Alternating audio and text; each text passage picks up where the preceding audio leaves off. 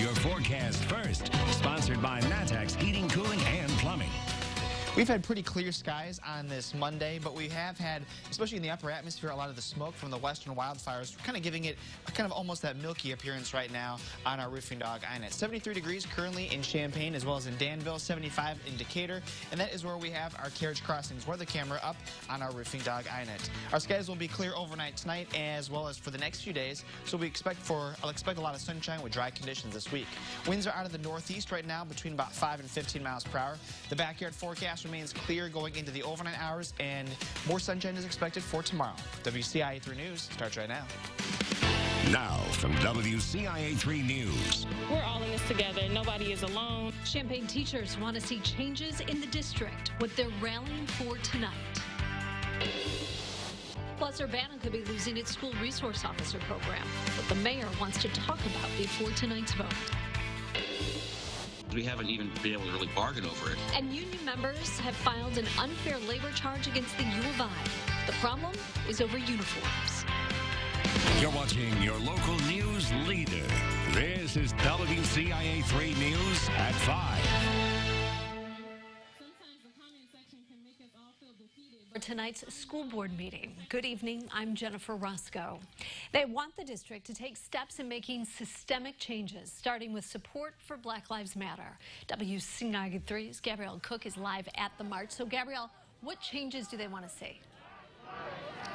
The CU Black Teachers Alliance organized this march because they want to see systemic racism addressed within the school system. They want the first step to be allowing Black Lives Matter signs within schools. The Unit 4 school board meeting will be tonight at 5:30, and they'll decide whether or not to allow the signs to be displayed. The teachers started the march at Westview Elementary, and they're now at Mellon Administrative Building. The organizers say she wants the march to show people of all backgrounds supporting the same message. So I think it's important that our community sees teachers and other school personnel and parents and families really come together and show that, no, we're all in this together. Nobody is alone. They hope that rallying outside of the Mellon building will affect the board's decision to support Black Lives Matter signs. And the organizer also emphasized that the system has historically failed Black children, and she wants to see change. Live in Champaign, I'm Gabrielle Cook, WCIA 3, your local news leader. Gabrielle, thank you so much. The Urbana City Council votes on a resolution tonight that could potentially end the district's school resource officer program. Mayor Diane Marlin says the item didn't come from city administration. 2 council members put it on the agenda. The resolution proposes the program be cut at the end of the first quarter. The district also has to agree to that for it to happen. The mayor says she's concerned about a financial exit plan. It does not give the necessary financial or legal protections to the city of Urbana, and it doesn't allow or give the city of Urbana and the school district time to negotiate mutually acceptable solutions. Marlin is going to talk about that at the council meeting tonight. The SRO program costs around $325,000 a year. Police are investigating after 2 people were shot in Danville.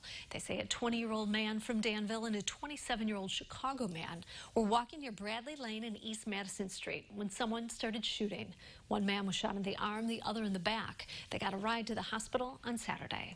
We have an update now out of Decatur. A man involved in an incident that led to a woman's death has been given 2 years probation. Lavansky Folks pleaded guilty to aggravated unlawful use of a weapon. 22-year-old Shamila Sanders died, but police say he wasn't the one who shot her. They say Paul Folks did. He pleaded not guilty to murder charges in July. Taking a look at today's coronavirus numbers now, the state is reporting more than 1,300 new cases. That brings the total up to more than 262,000. The 7-day positivity rate has dropped to 3.6%. 5 more people have died. There have been more than 8,300 COVID-related deaths in Illinois.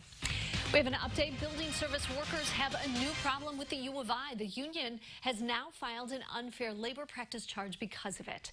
WCIA 3's Jennifer Jensen is live in our newsroom. So, Jennifer, what's the problem? Jennifer, the university implemented a uniform policy banning personal hats and requiring workers to tuck in their shirts. The union members say the U of I should be focusing on what they believe to be more pressing problems that they've faced while working on campus during the pandemic. In the last couple months, we've reported on the physical protests on campus by the union regarding forced shift changes by the university to accommodate more cleaning hours because of COVID-19. The university made some compromises on that, but has not granted the union workers hazard pay like they've asked for, especially for people working to clean areas like the isolation and quarantine dorms for COVID-19 positive students. We haven't even been able to really bargain over it. There's no actual proposals put forward about a dollar amount or whatever, because the university has they've just refused to speak of it. They just keep telling us no. I contacted the university to get their perspective on this. A spokesperson replied saying, quote, "Our collective bargaining agreement with SEIU allows for uniforms, and the policy is being implemented in accordance with that agreement. We're compiling information responsive to the union's information requests, and we are hopeful we can resolve the issue together soon," end quote. The union and building service workers are holding another rally on Thursday at 4:30. This is one of several protests that have happened objecting to the U of I housing employees' working conditions during the pandemic. In the newsroom, I'm Jennifer Jensen, WCIA 3, your local news leader. Jennifer, thank you. The Salvation Army is starting its Red Kettle campaign earlier than ever. It kicked off today. The organization is hoping it brings help to those impacted by COVID-19. They say based on projections, it could be serving up to 50% more people this year. They say the money raised will put presents under the tree, put food on the table, help pay bills, and provide shelter for those without a home. More students are going remote because of COVID-19, which districts are seeing more cases now. Plus, the pandemic has resulted in a drop in mandated reporting from teachers. How a new online system could bring those numbers up.